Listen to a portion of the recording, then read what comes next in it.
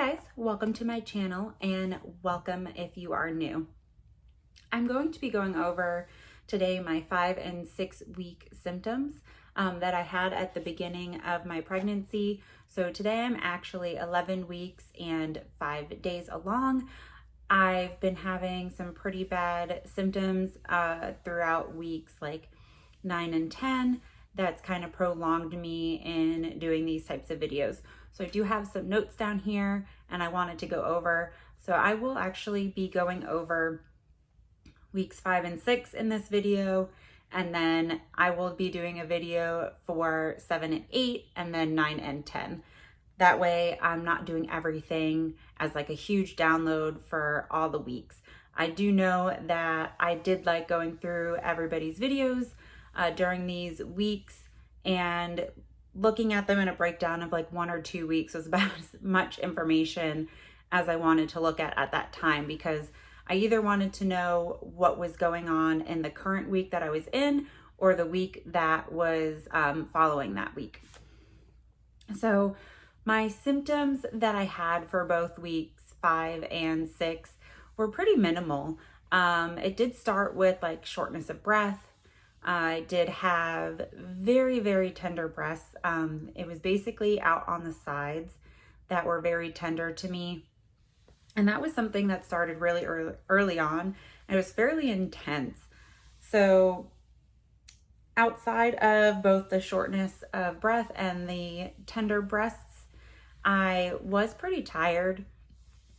I don't know if that was just from the pregnancy or if it was from still unpacking and moving, but it was a noticeable symptom to me in both weeks 5 and week 6. So for week 5, I did get to do an ultrasound. I will post a picture somewhere here, but those of you that are following me on Instagram, I have been trying to keep along with that. And I will also post, I believe I did a belly pic for week 5 as well before I started to feel very nauseous. So I did, I will put that in here as well. So baby in week 5 was about the size of a peppercorn.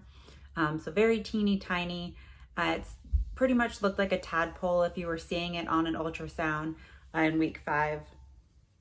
The major organs have started to develop. So things like the stomach, liver, digestive tract, as well as the nervous system. So there were a lot of key things that have started to form in week 5. And then for week 6, baby was about the size of a blueberry.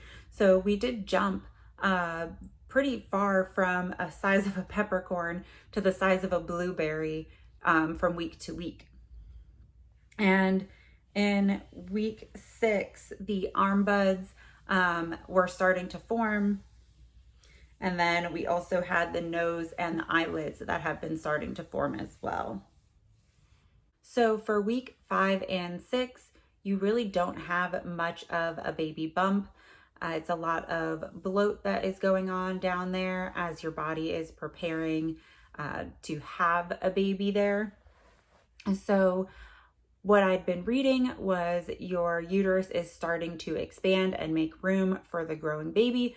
So you will start to feel that type of pressure.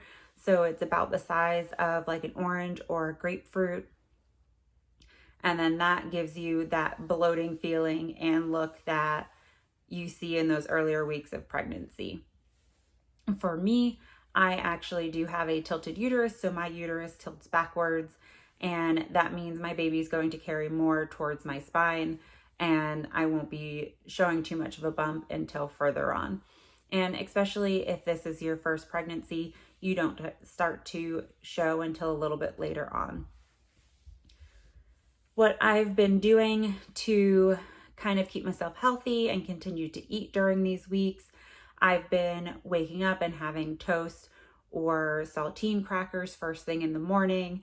It does kind of help put food into your stomach so that way you are not feeling as nauseous first thing in the morning, as well as keeping a small can of like Canada dry ginger ale at my bedside.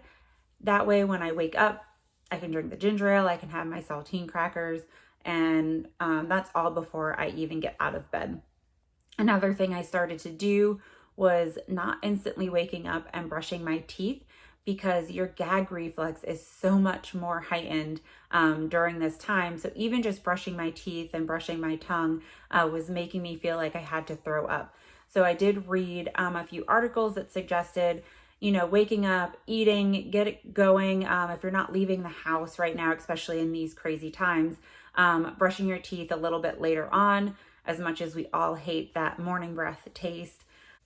Waiting until later on to brush your teeth is definitely something to help if you have that morning type nausea. So while my nausea isn't that bad during these couple of weeks, I am still trying to make sure that I prevent it. I am having some aversion, so let's talk about that. I'm not having a lot of cravings of food. I don't want to eat food really. I'm having an issue where I don't want to eat any kind of meat. I've been eating some avocado bagels with cream cheese is kind of like what I can tolerate for breakfast. And then when it comes to lunch, I've just been kind of snacking on crackers and pretzels. And then when it comes time to dinner, it just really depends on the day. I was for a while able to eat steak, but not chicken.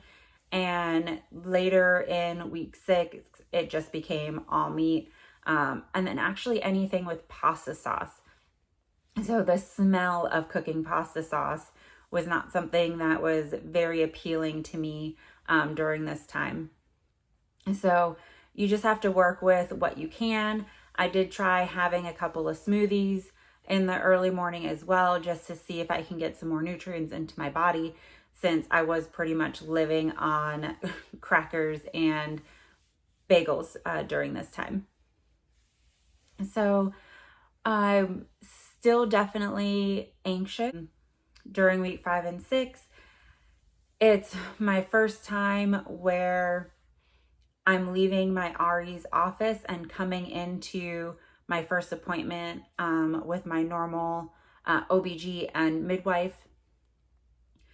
So I am having a kind of gap in my ultrasound checkups, which is starting to make me a little nervous during this time, because I want to make sure that the baby is okay and that there's no reason to think that there's a miscarriage or anything like that. So baby's heartbeat during week 5 was beating at 178 beats per minute, which is on the higher side, but still good. And as long as it continues to beat at that higher rate and drop just a little bit as we get into the end of the first trimester, then we seem to be in a safe zone.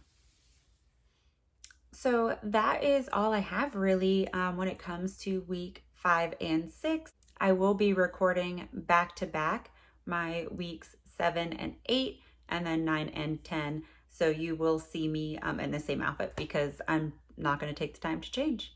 So everybody, I hope all of this information is beneficial to you. And remember that everybody's pregnancy is slightly different.